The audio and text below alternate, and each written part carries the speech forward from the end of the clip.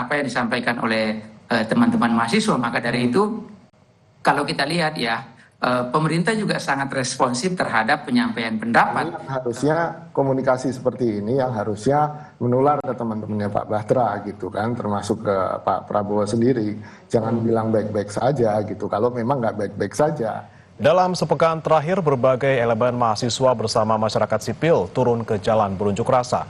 Mereka turun ke jalan untuk menyuarakan protes terkait kenaikan harga bahan bakar minyak non-subsidi hingga menuntut perbaikan kondisi ekonomi. Apa yang bisa disikapi dari situasi ini? Seperti apa sepatutnya pemerintah menyikapi tuntutan mahasiswa dan juga masyarakat? Kita bahas bersama dengan narasumber yang sudah hadir di sambungan daring, saudara. Ada juru bicara Partai Gerindra sekaligus anggota DPR RI, fraksi Gerindra Bahtera Banong, dan analis komunikasi politik Universitas Padjadjaran Kunto Adi Wibowo. Selamat pagi Bang Bahtera, Mas Kunto. Selamat pagi Mas. Baik, terima kasih sudah bergabung di Sapa Indonesia Pagi. Bang Bahtera, terkait dengan demo, pekan lalu sudah ada demo, kemudian awal pekan ini di hari Senin ada demo lagi di Jakarta, bahkan di berbagai daerah dari mulai Sumatera, Kalimantan, Jawa gitu ya. Ini juga banyak sekali yang kemudian masih ada demo hari ini. Memang sudah ada tanggapan dari Bang Kodari, Kepala Bakom kemarin terkait dengan aksi dari mahasiswa. Apa yang kemudian kurang dari yang apa disampaikan oleh Bakom gitu, Bang Bahtera? Sepertinya perlu respon lebih nih. Iya, tentu saya ingin menyampaikan bahwa penyampaian aspirasi, penyampaian pendapat yang dilakukan oleh teman-teman BEM, teman-teman mahasiswa, itu tidak dilarang ya, dan memang diatur dalam undang-undang kita bahwa setiap orang, setiap individu atau kelompok masyarakat yang ingin menyampaikan pendapat di muka umum itu diperbolehkan, tetapi juga tentu penyampaian pendapat itu harus berbasis data, berdasarkan fakta-fakta, kemudian harus disampaikan. Dan kami juga berterima kasih ya kepada teman-teman BEM sudah melaksanakan demonstrasi secara tertib, damai, tidak ada anarkisme, dan di bangsa yang berdemokrasi ini adalah sesuatu yang bagus ya, karena berbeda pandangan itu boleh, berbeda pendapat juga itu diperbolehkan, dan kami memberi apresiasi yang sebesar-besarnya kepada teman-teman mahasiswa. Terkait dengan tuntutan teman-teman BEM, tentu ada 5 poin yang dimaksud itu.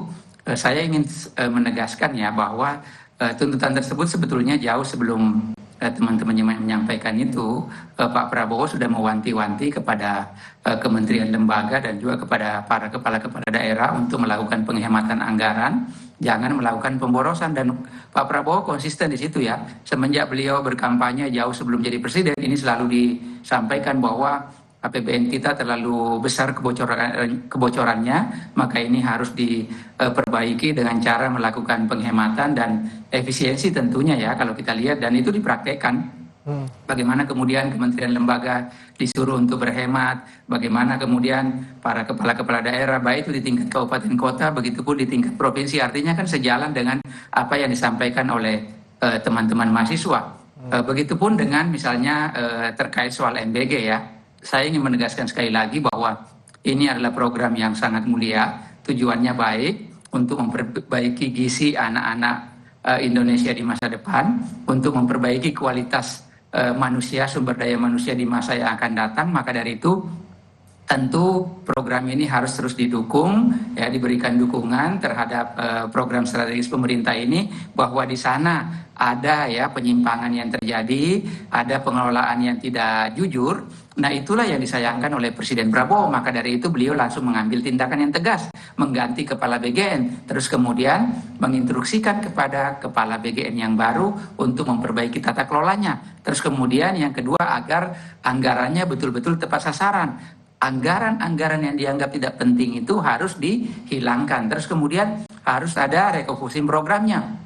Bagaimana agar lebih tepat sasaran, bagaimana agar daya jangkaunya betul-betul masyarakat yang membutuhkan. Artinya ini kan Pak Presiden juga menginginkan hal yang sama, agar tidak terjadi pemborosan anggaran. Dan saya pikir itu kita bersepakat semua bahwa apa yang diteruskan oleh Presiden itu menurut hemat kami sesuatu yang baik dan terus harus didukung agar program ini tepat sasaran, agar program ini ya daya jangkaunya betul-betul terhadap orang-orang yang membutuhkan. Maka dari itu saya pikir ini adalah sesuatu yang baik ya. Jadi sejalan saya pikir dengan apa yang disampaikan oleh teman-teman mahasiswa. Maka dari itu kalau kita lihat ya, pemerintah juga sangat responsif terhadap penyampaian pendapat.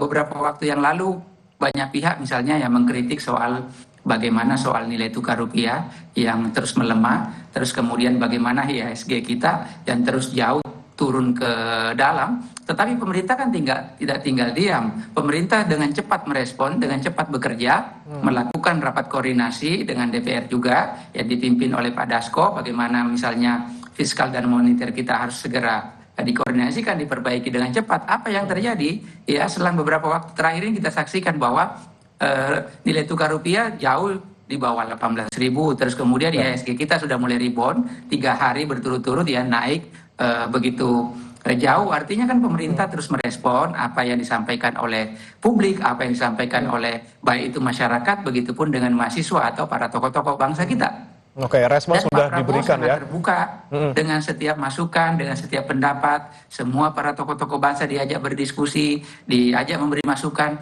baik yang ya seirama dengan pemerintah, begitupun misalnya bagi mereka yang sering menyampaikan kritis terhadap pemerintah. Misalnya contoh terakhir ya, Pak JK diundang untuk bertemu, berdiskusi tentang terkait soal investasi. Artinya kan Pak Prabowo tidak alergi dengan masukan, Pak Prabowo tidak alergi dengan kritikan.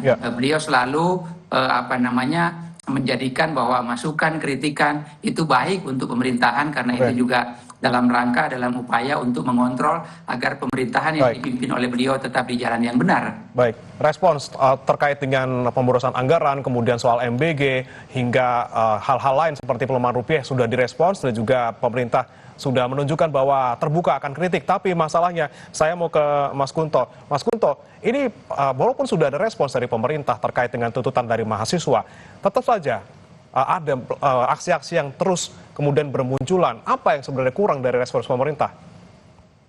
Ya, mungkin yang pertama, realitas yang ada, yang dilihat oleh pemerintah atau partai penguasa termasuk Pak Bahtera Banong ini, dengan realitas yang dirasakan oleh teman-teman mahasiswa berbeda mungkin Mas, gitu. Sehingga ketika tadi pemerintah mengungkapkan data-data, komitmen dan segala macamnya, efeknya mungkin belum dirasakan sampai ke akar rumput, sampai ke mahasiswa. Itu yang kemudian kenapa akhirnya hari ini banyak konsolidasi untuk aksi dari teman-teman mahasiswa di seluruh daerah, hampir di semua daerah di kota besar di Indonesia. Dan ini kan menurut saya sebuah warning ya Mas ya, sesuatu yang perlu diperhatikan, yang perlu direfleksikan lagi. Kalau memang pemerintah sudah benar-benar dengan niatnya tadi, dengan tujuannya tadi, dengan cara yang benar pula, ya saya yakin mahasiswa juga akan berapresiasi terhadap usaha-usaha pemerintah itu. Tapi kemudian yang muncul adalah kritik dan demonstrasi, berarti kan memang ada realitas yang berbeda tadi ya Mas ya, gitu. Yang ini mungkin perlu dijembatani, yang ini mungkin komunikasi pemerintah juga perlu diperbaiki terus terang, karena kemarin misalnya Pak Prabowo pas pidato di HIPMI juga masih agak sinis terhadap mereka yang mengkritik gitu. Jadi kan ini antara statement bahwa pemerintah terbuka terhadap kritik dan Pak Prabowo-nya sendiri agak sinis terhadap yang mengkritik, ini kan jadi realitas yang memang nggak sinkron, sehingga komunikasinya kurang bisa diterima dengan bagus oleh masyarakat, terutama oleh teman-teman mahasiswa juga untuk soal pemborosan APBN. Ya benar, ke daerah, ke kementerian lembaga susah. Saya sendiri di kampus misalnya dana riset juga makin seret kan gitu.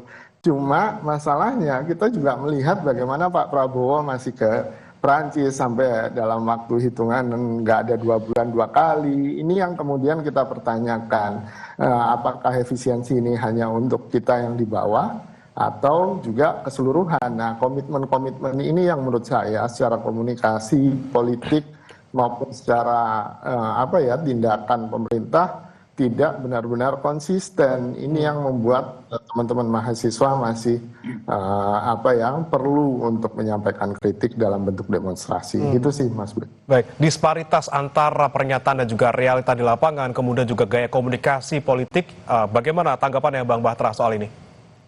Ya, saya pikir pemerintah saya ingin menyampaikan secara tegas bahwa Pak Prabowo selalu terbuka setiap pandangan, setiap pendapat, dan itu selalu ditunjukkan beliau dalam aksi nyata. Bagaimana kalau kita saksikan bahwa seringkali Pak Prabowo mengundang para tokoh-tokoh bangsa kita baik itu tokoh agama tokoh-tokoh yang dianggap punya pengalaman, punya pengetahuan yang terkait dengan bidang-bidang tertentu. Beliau selalu mengajak berdiskusi untuk kemudian dimintai pendapat, dimintai masukan dalam rangka mungkin itu dipakai rujukan untuk mengambil keputusan bahwa tidak bisa memuaskan semua publik. Ya tentu insya Allah pemerintah pasti, saya meyakini betul bahwa apa yang menjadi penyampaian, menjadi kritik itu menjadi bahan bagi pemerintah untuk terus memperbaiki kinerjanya agar tepat sasaran, karena Pak Prabowo ingin betul-betul program-program strategis yang direncanakan oleh beliau bisa dirasakan langsung dampaknya oleh masyarakat. Dan kalau kita lihat sepanjang sejarah, mungkin di periode Pak Prabowo inilah kita lihat pemimpin yang berani, yang kuat melakukan banyak sekali kebijakan-kebijakan yang pro rakyat misalnya bagaimana kemudian penataan sumber daya alam kita. Pak Prabowo selalu berpidato bahwa kita harus menerapkan pasal 33 Undang-Undang Dasar 45. Kenapa? Karena kalau ini tidak dilakukan, banyak sekali kebocoran-kebocoran yang terjadi di berbagai sektor, terutama di sumber daya alam kita. Bagaimana kemudian Pak Prabowo punya keberanian menata sumber daya alam kita ini agar pengelolaan sawit kita benar, agar pengelolaan tambang-tambang kita, baik itu batu bara, begitupun dengan nikel, yang selama ini dikuasai oleh segelintir orang, sekelompok orang tertentu, terus kemudian membuat disparitas dengan seluruh warga Indonesia. Mereka sudah berpuluh-puluh tahun menikmati kekayaan alam kita, sementara sangat sedikit yang diberikan sumbangsinya kepada negara. Apakah ini bukan sesuatu yang bagus?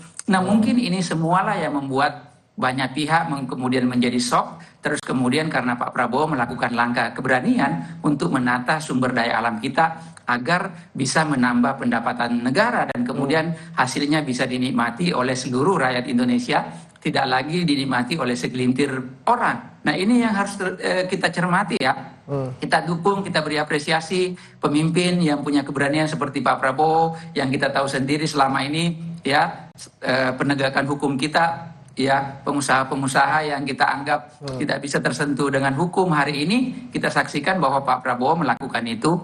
Belum lagi misalnya terakhir beliau menyampaikan bahwa pengelolaan sumber daya alam kita harus dikuasai sepenuhnya oleh negara. Maka dari itu ini harus kita berikan dukungan agar nanti pengelolaannya dikelola dengan cermat, dengan baik, dengan tepat, dan kemudian itulah akan dipergunakan untuk kemakmuran dan kesejahteraan rakyat. Jadi kalau kita saksikan kebijakan Pak Prabowo yang diambil betul-betul berpihak kepada rakyat, betul-betul berpihak kepada masyarakat, dan mudah-mudahan memang kan hasilnya tidak bisa tentu dilakukan hari ini, misalnya besok, seminggu kemudian, sebulan kemudian, tentu butuh proses, tentu butuh waktu, itu semua yang akan kita tunggu nanti, insya Allah. Pak Prabowo berkomitmen untuk terus melakukan kerja-kerja yang nyata untuk kepentingan rakyat dan terutama bagi rakyat kita yang membutuhkan. Misalnya kalau kita lihat kita lihat program-program Pak Prabowo semuanya program-program kerakyatan, memberi makan anak-anak sekolah, memberi makan balita, bukan hanya sekedar memberi makan. Kalau program MBG ini berjalan dengan baik, maka di sana ada perputaran ekonomi karena membutuhkan bahan baku. Nah, kalau itu misalnya bahan bakunya disuplai oleh kabupaten, itu juga bisa menumbuhkan perekonomian di tingkat kabupaten. Ada sekolah rakyat, bagaimana anak-anak kita yang kurang mampu, saudara-saudara kita yang selama ini tidak mampu menempuh pendidikan karena faktor ekonominya, Pak Prabowo membuatkan sekolah rakyat agar mereka juga setara dengan anak-anak yang lain. Anak yang ada di kota, ada di pedesaan, ada di pelosok sana, bisa menikmati pendidikan yang layak. Banyak program yang sudah diberikan ataupun dicanangkan oleh Pak Prabowo, tentunya semuanya pro rakyat, tapi tadi butuh waktu untuk melihat efeknya. Tapi Mas Kunto, saya mau tanya ke Anda gitu, dengan adanya kemarin demo, kemudian sekarang demo lagi, ini kan masyarakat tentunya tidak hanya butuh apa saja yang kemudian akan dilakukan atau sedang dilakukan, tapi hasilnya apa. Nah, ketika sudah ada demo lagi di hari ini yang sangat luas mungkin kita lihat ya di Jakarta dan di berbagai daerah, apa respons yang seharusnya diberikan oleh pemerintah? Perlukah misalnya kita jembrengin satu-satu apa tuntutannya, akan dilaksanakan kapan, pencapaiannya harus apa-apa-apa, agar mahasiswa, masyarakat juga merasa, oh responsnya seperti ini dan nyata akan dilakukan ataupun diwujudkan dalam waktu tertentu. Ya Mas, kalau menurut saya tuntutan yang paling gampang dipenuhi itu yang nomor 5. Pak Prabowo berhenti mengelak dan mengakui kesalahannya gitu kan. Dalam artian kan kita melihat kemarin, kita sudah khawatir ketika rupiah semakin turun dan akhirnya ketika pemerintah bilang, oh nggak apa-apa kok, kita baik-baik saja dan segala macam. Akhirnya ketika tanggal 9 kemarin, BI akhirnya menaikkan BI rate bunga, akhirnya dolar bisa ditahan, gitu, harga dolar bisa ditahan. Dan itu kan sebuah bentuk respon real yang ditunggu oleh masyarakat. Tidak hanya dalam bentuk retorika atau janji-janji kampanye yang diulang-ulang, tapi kemudian respon realnya apa sih gitu, bahwa kita perlu tahu kita nggak baik-baik saja. Untuk apa? Untuk kita semua bersiap, bukan sebagai sendiri-sendiri pribadi-pribadi yang cari selamat masing-masing, tapi sebagai sebuah bangsa, apa yang harus kita lakukan gitu kan.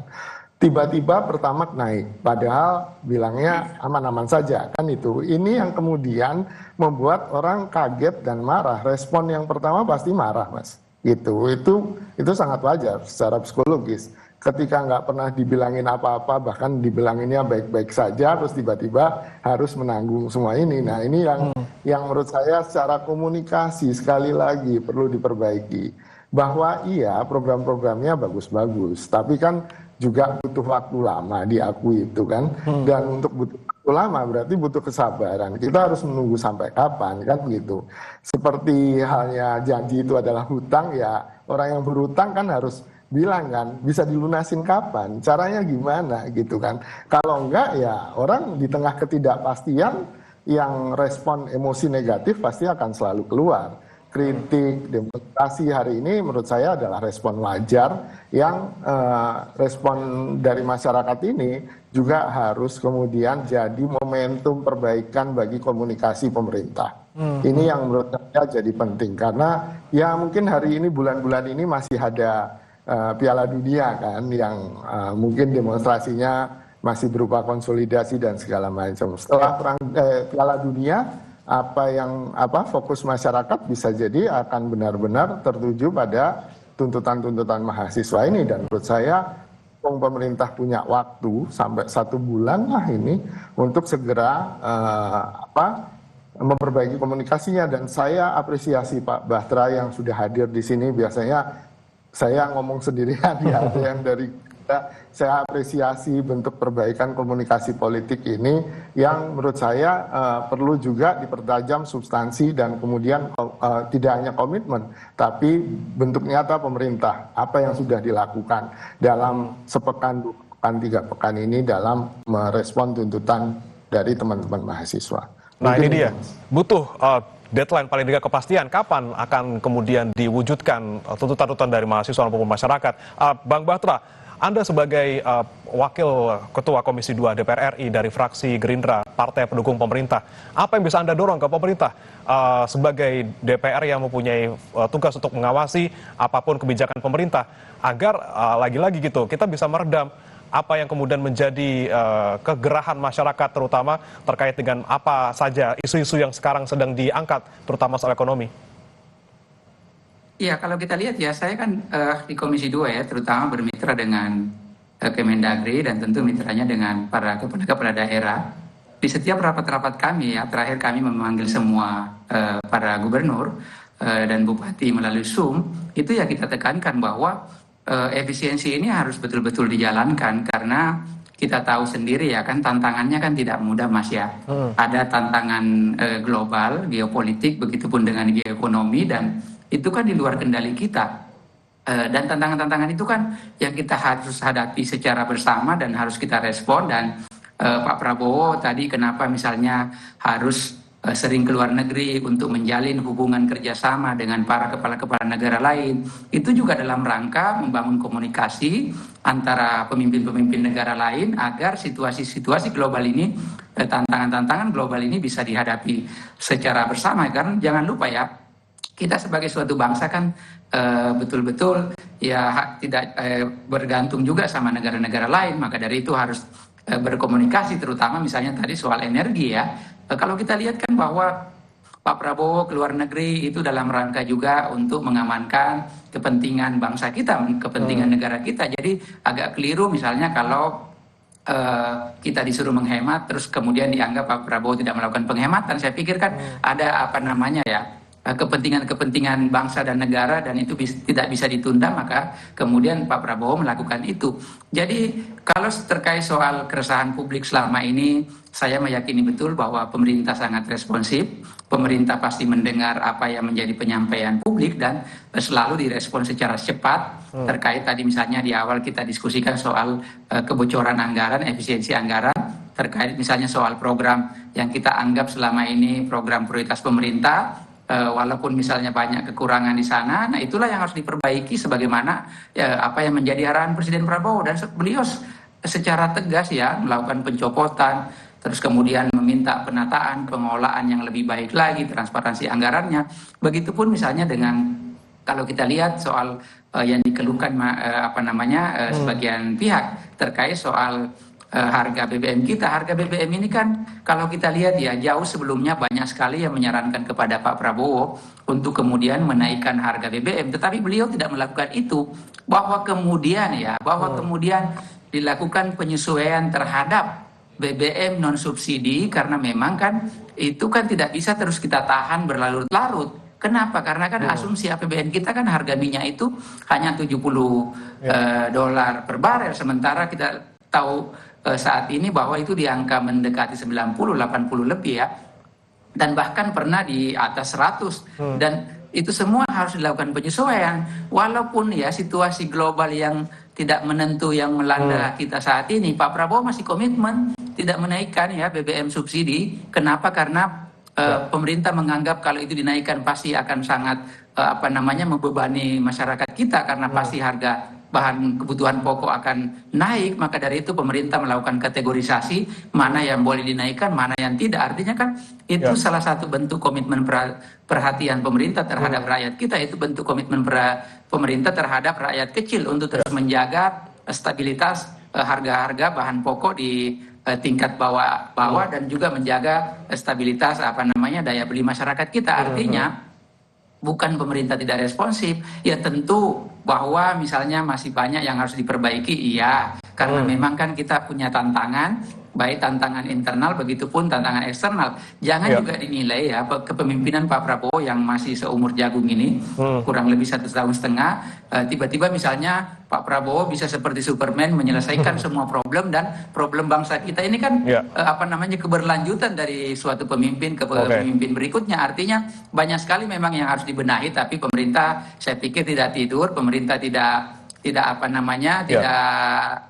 anti terhadap semua masukan-masukan. Dan inilah yang sedang dikerjakan oleh Pak Prabowo, bahwa hasilnya misalnya dinikmati dalam waktu jangka yang panjang, yang ini harus kita terus awasi, ini yang harus kita terus tunggu agar pemerintah terus bekerja secara maksimal sehingga dampaknya bisa dirasakan langsung oleh publik, oleh seluruh masyarakat Indonesia. Maka dari itu Pak Prabowo juga meminta kepada publik, kepada masyarakat, begitupun dengan DPR agar terus mengawasi program-program prioritas pemerintah sehingga bisa lebih tepat sasaran, bisa anggarannya juga lebih transparan, dan itu semua yang diinginkan oleh Presiden kita. Ya, masalahnya ini lagi balapan gitu Bang Bahtera ya, antara ekspektasi masyarakat kemudian juga pernyataan dari pemerintah untuk mewujudkan apa yang menjadi tuntutan. Saya ke Mas Kunto lagi. Mas Kunto, hari ini ada demo besar-besaran di sejumlah titik dan tentu masyarakat butuh nyatanya apa gitu, dan juga bicara soal pengawasan gitu, DPR mungkin kemarin mahasiswa alasannya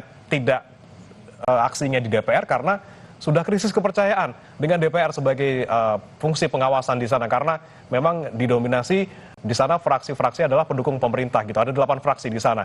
Bagaimana kemudian meningkatkan kembali kepercayaan publik dan juga menghilangkan apatisme publik terhadap pemerintah, eksekutif dan juga legislatif dalam mengakomodasi tuntutan-tuntutan mereka? Iya Mas, kalau salah satu yang bisa dilakukan oleh pemerintah seperti yang dilakukan oleh Pak Bahtera ini, dalam artian nggak denial ketika ada krisis gitu. Nah, ini yang harusnya komunikasi seperti ini yang harusnya menular ke teman-temannya Pak Bahtera gitu kan, termasuk ke Pak Prabowo sendiri. Jangan bilang baik-baik saja gitu. Kalau memang nggak baik-baik saja, dan kemudian ayo kita harus ngapain kan? Pak Prabowo sekarang jenderalnya, komandannya kan gitu. Ini yang harus kemudian dilakukan. Dan kita kan bukan prajuritnya, kita itu rakyat yang beda dengan prajurit. Yang kalau prajurit perintah A ya pasti A. Kalau kita kan harus dipersuasi kan Mas. Untuk melakukan partisipasi kita butuh persuasi. Kita butuh pendekatan. Nah ini yang kemudian menurut saya kurang dilakukan. Yang kedua adalah ya krisis kepercayaan terhadap pemerintah maupun ke DPR ini kan sudah pada titik yang rendah ya Mas, yang perlu kemudian didorong lagi. Saya ingat kemarin diskusi di Kompas TV juga dengan salah satu anggota DPR, Pak Sugeng ya, yang beliau bahkan punya ide untuk ya udah potong aja gaji pejabat tinggi negara termasuk gaji anggota DPR. Yang itu real langsung dirasakan oleh masyarakat walaupun bentuknya karikatif, tapi kan ada komitmen bahwa oke, kalau rakyat merasa menderita kita juga akan menderita. Nah bentuk senasib sepenanggungan ini yang menurut saya juga kurang ditunjukkan oleh pemerintah gitu kan, kurang kerasa di rakyat gitu kan. Jangan-jangan kita sendiri nih yang elit politik enak-enakan nih. Nah ini yang prasangka seperti itu masih ada. Selama prasangka seperti itu masih ada dan besar, akan sangat susah untuk memulihkan kepercayaan.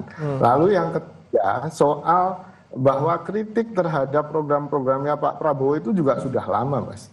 Dari bulan November, Oktober, November ketika banyak kasus keracunan dari MBG, itu protes tidak dalam bentuk demonstrasi, beberapa bahkan di Jogja demonstrasi ibu-ibu tentang evaluasi lagi program MBG, tapi kan tidak kemudian dilakukan ya kan secara transparan. Oke, kasus keracunannya menurun, tapi tidak ada kemudian ini kenapa ya keracunannya, kenapa, siapa yang bersalah, siapa yang harus dihukum, apa bentuk evaluasinya, itu nggak ada. Seakan ya udah kan, udah beres kan, udah nggak usah protes. Nah ini kan ketidakpuasan ini akhirnya menumpuk.